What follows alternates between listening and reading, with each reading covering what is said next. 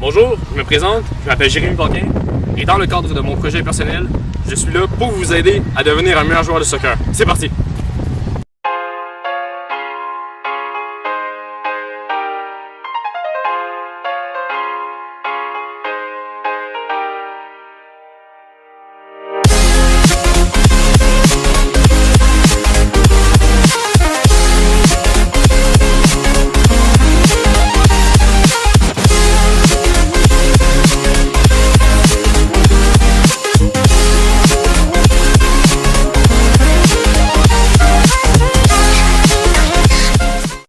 Bonjour et bienvenue à ma 6e capsule de soccer à propos du jeu de tête. C'est parti!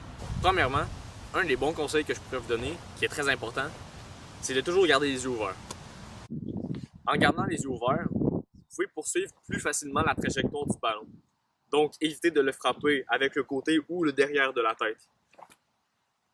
Deuxièmement, c'est important de frapper le ballon avec une bonne surface, comme le front.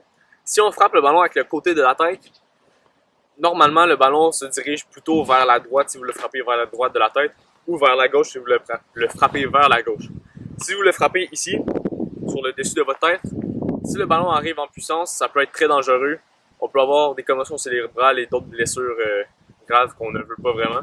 Donc, avec le front, on peut acquérir une puissance de frappe qui est très importante pour le jeu de tête. Et en plus, très sécuritaire, c'est ça qu'on veut. Le front, on n'oublie pas de frapper. Troisièmement, c'est bien important d'armer la frappe avant de frapper le ballon afin d'avoir la meilleure puissance possible. Quand je dis armer la frappe, je veux dire comme si on se craquait afin de frapper le ballon d'une puissance maximale. Quatrièmement, il est important de continuer le geste de frappe afin d'avoir la meilleure puissance possible. Par exemple, si on arrête notre geste, on n'aura pas la puissance maximale, notre corps et notre transfert de poids ne sera pas transféré au ballon immédiatement. Si on continue notre mouvement au complet, la puissance sera donnée au ballon, ça va faire une meilleure jeu de tête. Un exemple, si on ne continue pas le geste de frappe. Donc, pour récapituler les 4 points, premièrement, bien important d'ouvrir les yeux afin de ne pas frapper à côté du ballon ni au-dessus de la tête. Deuxièmement, bien important de frapper avec le front afin d'avoir une meilleure puissance et un geste qui va aller droit directement devant nous. Troisièmement, bien important d'armer le geste afin d'avoir une tête la plus puissante possible et aussi de continuer le geste quatrièmement afin d'avoir une puissance encore de meilleure qualité. Aussi dans un match, qu'est-ce qui est important pour avoir un bon jeu de tête? C'est d'avoir un bon timing afin de connecter bien avec le ballon.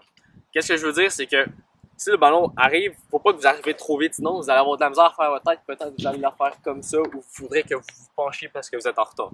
Donc le timing c'est très important. Aussi, il faut être très agressif afin d'arriver avant les défenseurs sur le ballon, par exemple sur un coup de pied de coin ou peu importe. Très important d'arriver agressif pour être premier sur le ballon, un bon timing pour arriver directement sur le ballon et faire la meilleure tête possible.